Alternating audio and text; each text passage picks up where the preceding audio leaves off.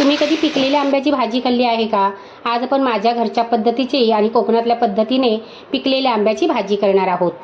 त्याच्यासाठी मी इथे पिकलेले आंबे घेतलेले आहेत। तुम्हाला जेवढी भाजी करायची असेल ना तेवढे आंबे घ्यायचे, त्यांना स्वच्छ धुवायचे आणि शिजवून घ्यायचे, चांगले शिजवायचे, थोडेसे त्यांना आलटून पालटून घ्यायचे। आंबे चांगले शिजले की त्यांना थंड करून घ्यायचे आहेत आणि आता आपल्याला सोलून घ्यायचे आहेत।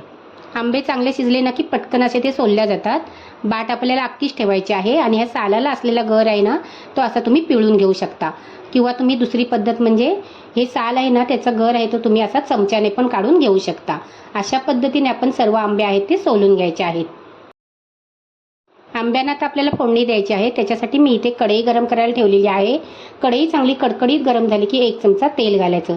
तेल चांगलं ना कडकडीत गरम करायचं, नाहीतर तेलाचा ना आंब्यांना कच्चा असा सुवास येतो।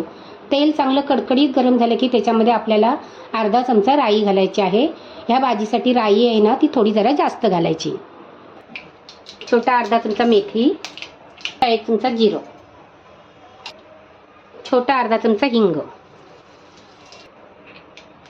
गॅस बारीक करायचा, 1 चमचा धना पावडर, 1 टीस्पून आहे, छोटा अर्धा चमचा हळद आणि 3 टीस्पून घरचा लाल मसाला। लगेच त्याच्यामध्ये आंबे घालायचे, परतून घ्यायचे।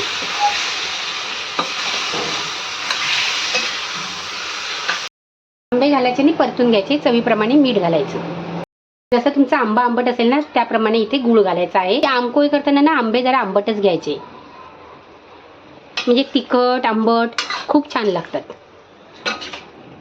काही जण ह्याच्यामध्ये ना खोबऱ्याचं वाटण करून घालतात, पण मी ह्याच्यामध्ये वाटण घालत नाही, असाच खूप छान लागतो। नक्की तुम्ही करून बघा। गॅस बारीक करायचा आणि झाकण ठेवायचं आणि अधूनमधून ह्याला मिक्स करायचं।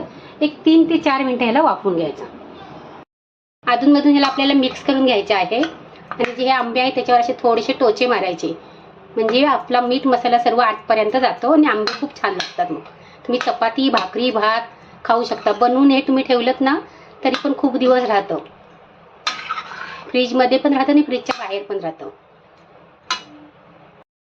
आमच्या कोकणामध्ये ह्याला आमकोळी बोलतात। तुम्ही काय बोलता ना ते कमेंट करून सांगा। वेळात वेळ काढून तुम्ही माझे व्हिडिओ बघता त्याबद्दल मी तुमचे खूप खूप मनापासून आभार मानते। थँक्यू।